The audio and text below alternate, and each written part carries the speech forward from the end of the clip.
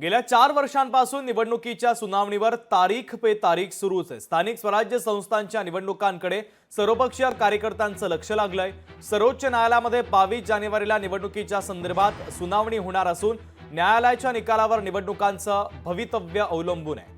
राज्यातील 29 महापालिका, 257 नगरपालिका, 26 जिल्हा परिषदा आणि 289 पंचायत समितींच्या निवडणुका प्रलंबित आहेत। त्यामुळे आता कोर्ट कशा पद्धतीचा निकाल देतं हे पाहणं देखील तितकंच महत्त्वाचं आहे। 2025 या वर्षात तर या निवडणुका होतात का, याकडे सर्वपक्षीय नेत्यांचं आणि कार्यकर्त्यांचं लक्ष लागलंय। बरेचसे उत्सुक आहेत आणि आमची सुरुवात पण झालेली आहे आणि आम्ही जे येतील त्यांना आम्ही घेऊन आम्ही सगळ्यांना बरोबर घेऊन जाण्याचा प्रयत्न करू।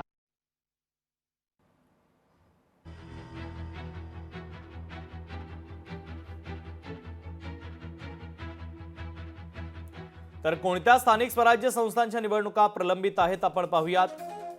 महापालिका पहिल्यांदा पाहूयात। मुंबई, ठाणे, नवी मुंबई, पनवेल, कल्याण, डोंबिवली, उल्हासनगर,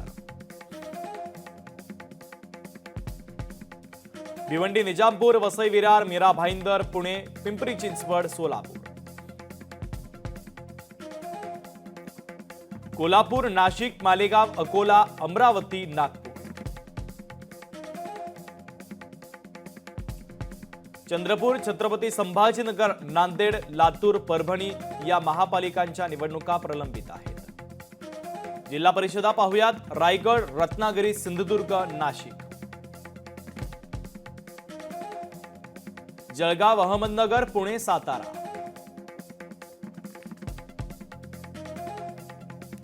सांगली, कोल्हापूर, परभणी, सोलापूर, जालना,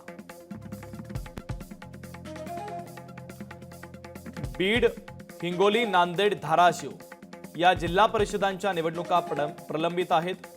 यासोबतच लातूर, अमरावती, यवतमाळ, चंद्रपूर, वर्धा,